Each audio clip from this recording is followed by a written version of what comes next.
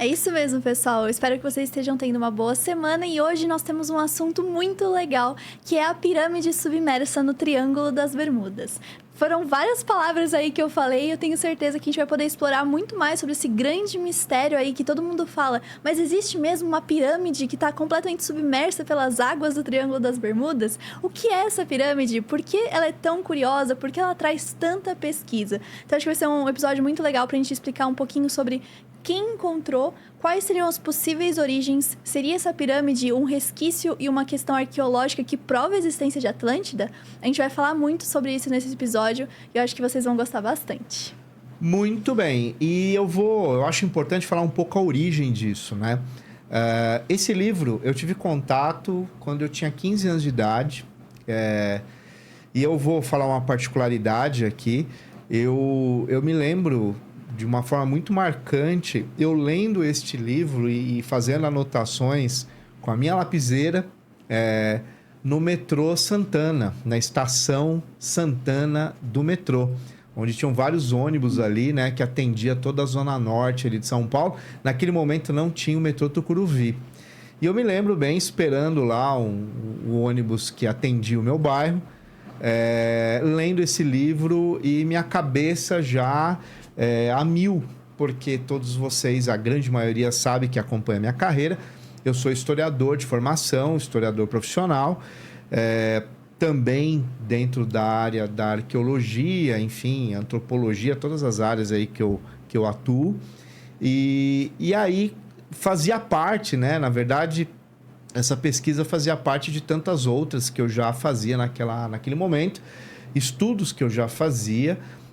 Primeiro lá, sempre em foco nas civilizações pré-colombianas, e eu me deparei com esse livro, né? E ali começa a minha pesquisa sobre vários temas ligados, né, à região aqui da América. E a pirâmide submersa no Triângulo das Bermudas tem uma série de teorias. Existem teorias extremamente pejorativas. Muitas pessoas, claro, não acreditam, porque nós não temos, de fato, provas cabais da existência, mas sabemos de toda a mística que existe no Triângulo das Bermudas. Sim. E o quanto existe de casuísticas naquela região, de desaparecimentos de aviões, desaparecimento de embarcações, fenômenos que são relatados, vistos do ar, né? Alguns pilotos que relataram experiências, algumas embarcações que os seus marinheiros e comandantes de embarcações relataram. Ou seja, é um imaginário, é um ambiente revestido de mistérios, e nós vamos trabalhar um pouco aqui hoje esse tema com vocês, e a gente vai explorar um pouco sobre ele. Isso mesmo. Eu acho que a gente podia começar falando de 1968, que foi quando o Dr. Ray Brown, ele estava fazendo umas expedições. Esse cara, ele buscava preciosidades que teriam sido perdidas no Triângulo das Bermudas. Porque, como foi dito, já aconteceram muitos acidentes nessa área. Tipo, muitos acidentes mesmo. E existe um fato muito curioso, que a maior parte dos acidentes envolvendo o Triângulo das Bermudas acontece em lua cheia. Isso é um fato, a gente não está fazendo suposição aqui. A maior parte dos acidentes aéreos e de naufrágios acontecem em luas cheias. E isso vai trazer um pouco das grandes teorias que vai estar apresentadas nesse livro. Mas a gente vai começar com esse cara que ele vai estar sobrevoando em buscas de naufrágios, porque a gente sabe que, inclusive na época de exploração da América, muitos dos navios que estavam voltando com bens, às vezes até pedras preciosas, naufragavam. Então, existem muitas riquezas no fundo do Triângulo das Bermudas. Enfim, o Ray Brown estava ali no seu avião sobrevoando, e um dia de maré baixa, ele viu uma construção muito estranha. Uma construção que ele dizia que era estranha demais para ter sido feita pela natureza. Era uma construção perfeita, piramidal, e ele falou que aquilo assustou muito ele, porque emitia uma grande luz. E ele começa, através de uma pesquisa depois, a barco, porque eles chamam de homem-rã, né? Que são aquelas pessoas que elas entram na água, elas conseguem ficar bastante tempo submerso ali, né? E fazendo essas pesquisas arqueológicas no fundo do mar. E aí, numa dessas pesquisas arqueológicas que ele fez dentro do mar, ele fala que ele passou por essa pirâmide 3 vezes e não conseguia achar nenhum tipo de abertura. Porque ele dizia que as rochas, elas se encontravam de forma perfeita e não havia uma abertura. Na terceira vez, quer dizer, na quarta vez, ele encontrou uma pequena abertura que deu para um salão principal, como se fosse um templo, um mini altar naquele espaço, em que, no meio, ele encontrou 2 mãos de ferro segurando uma esfera de cristal. Mas era uma esfera de cristal geometricamente perfeita.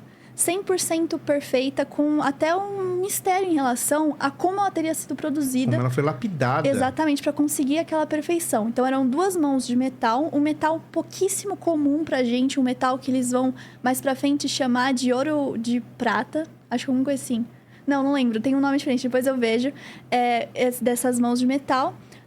Saindo do teto, tinha um cilindro com uma ponta de lança de um rubi, ou um material que seria uma pedra preciosa vermelha, num formato ponta de lança, vindo para essas 2 mãos com essa rocha, e ao redor 7 grandes tronos, sendo que um deles era maior.